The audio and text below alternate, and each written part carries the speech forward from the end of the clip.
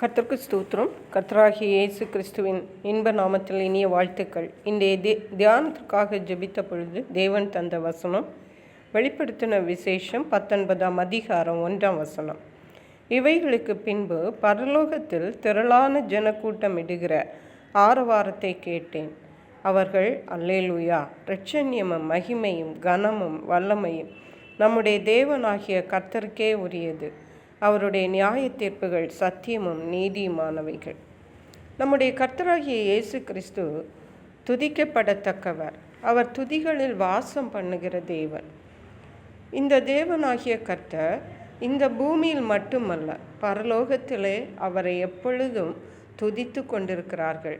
ஆகவே தான் அவர் துதிகளில் வாசம் பண்ணுகிறவர் என்று சொல்லுகிறோம்.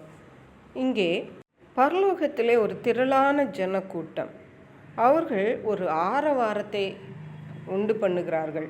அந்த ஆரவாரம் என்னவென்றால், அல்லேலூயா, இரட்சண்யம், கனம், மகிமை, வல்லமை நம்முடைய தேவனாகிய கர்த்தருக்கே உரியது என்று ஆரவாரம் பண்ணினார்கள். அவருடைய நியாய தீர்ப்புகள் சத்தியமும் நீதியுமானவைகள் என்று அவர்கள் அங்கே ஆரவாரம் பண்ணினதை பார்க்கிறோம். இந்த திரளான ஜனக்கூட்டம் இட்ட ஆரவார சத்தத்திலே அல்லேலூயா என்ற முதலாவது அந்த வார்த்தை காணப்பட்டது. அல்லேலூயா என்றால் தேவனுக்கு மகிமை செலுத்துவது. அல்லேலூயா, இந்த அல்லேலூயா என்ற வார்த்தையை தான் இன்றைக்கு தேவன் நம்மோடு பேச விரும்புகிறார். இந்த வார்த்தையை பற்றி நாம் என்ன நினைக்கிறோம்? இந்த வார்த்தை அல்லேலூயா என்று சொல்லுவது நமக்கு சிறிது வெட்கமாக காணப்படுகிறதா, அல்லது நமக்கு ஒரு வித்தியாசமானதாக காணப்படுகிறதா, அல்லது அது ஒரு குறிப்பிட்ட கூட்டத்திற்கு தான் உரியது என்று நினைக்கிறோமா? அப்படி என்றால் நாம் நம்மை நாமே சிந்தித்து அலசி ஆராய வேண்டிய நிலைமையில் இருக்கிறோம் என்பது தான் உண்மை. ஏனென்றால் முதலாவதாக நான் இந்த பரலோகத்திலே அங்கே என்ன நடக்கிறது என்பதை சுட்டி காட்டிவிட்டு நம்முடைய வாழ்க்கையிலே நாம் என்ன செய்ய வேண்டும் என்று பார்க்கலாம். திரளான ஜனக்கூட்டம் அல்லேலூயா என்று அங்கே ஆர்ப்பரித்தார்கள். அவர்கள் 3ஆம் வசனத்திலே மறுபடியும் அவர்கள் அல்லேலூயா என்று சொல்லி ஆர்ப்பரித்தார்கள். அப்படியாக திரும்ப திரும்ப தேவனை அல்லேலூயா அல்லேலூயா என்று சொல்லி அங்கே மகிமைப்படுத்துகிறதை பார்க்கிறோம். மட்டுமல்ல, 4ஆம் வசனம் சொல்லுகிறது, 24 மூப்பர்களும் 4 ஜீவன்களும் வணக்கமாய் விழுந்து ஆமேன் அல்லேலூயா என்று சொல்லி சிங்காசனத்தின் மேல் வீற்றிருக்கும் தேவனை தொழுது கொண்டார்கள்.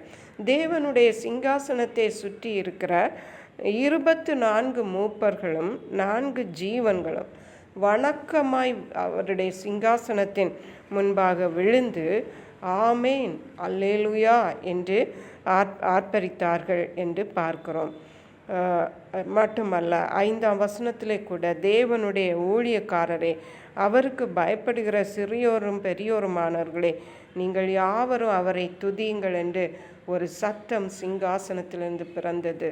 பிரியமான தேவனுடைய பிள்ளைகளே, நாம் தேவனை துதிக்க தான் அழைக்கப்பட்டிருக்கிறோம், அதற்காக தான் உண்டாக்கப்பட்டிருக்கிறோம் என்று ஏசாயா தீர்க்கதரிசி சொல்லுகிறார். இப்படியாக தேவனை துதிக்கும் பொழுது அல்லேலூயா என்ற வார்த்தை மிக மிக முக்கியமானது. ஏனென்றால் நாம் பரலோக ராஜ்யத்திலும் அல்லேலூயா என்று வார்த்தையை சொல்லிதான் தேவனை பாடி புகழப் போகிறோம். அல்லேலூயா இல்லாத ஒரு பரலோகமே இல்லை. நாம் கிறிஸ்தவ வாழ்க்கை செய்வதின் முக்கிய நோக்கமே அல்லேலூயா தான். ஆகவே இந்த பூமியில் இருக்கும் பொழுதே நாம் தேவனுக்கு கொடுக்க வேண்டிய கனத்தை கொடுத்து தேவனை அல்லேலூயா என்று சொல்லி நாம் ஆர்ப்பரிப்போம். அது தேவனுக்கு பிரியமானது. கர்த்தர் தாம் இந்த வார்த்தைகளை ஆசீர்வதிப்பாராக. ஜெபிப்போம். எங்களை கிருபையா நேசித்து பாதுகாத்து வழி நடத்துகிற எங்கள் அன்பின் தகப்பனை, ஆசீர்வதிக்கப்பட்ட இந்த நல்ல நாளுக்காக நன்றி. இந்த நாளிலும் நாங்கள் இந்த உலகத்திலும் மறு உலகத்திலும் அல்லேலூயா என்று சொல்லி கர்த்தரை ஆர்ப்பரிக்க அழைக்கப்பட்டிருக்கிறோம் என்பதை உணர்ந்து தேவனுடைய நாமத்திற்குரிய கனத்தை தந்து அல்லேலூயா என்று சொல்லி கர்த்தரை எப்பொழுதும் துதிக்க எங்களுக்கு உதவி செய்ய. நன்றி பரிசுத்த ஆவியானவரே, துதி கனம் மகிமை எமக்கே செலுத்துகிறோம். மீட்பர் இரட்சகருமாகிய இயேசு கிறிஸ்துவின் இன்ப நாமத்தில் ஜெபிக்கிறோம் எங்கள் அன்புள்ள பரமபிதாவே. ஆமென். God bless you.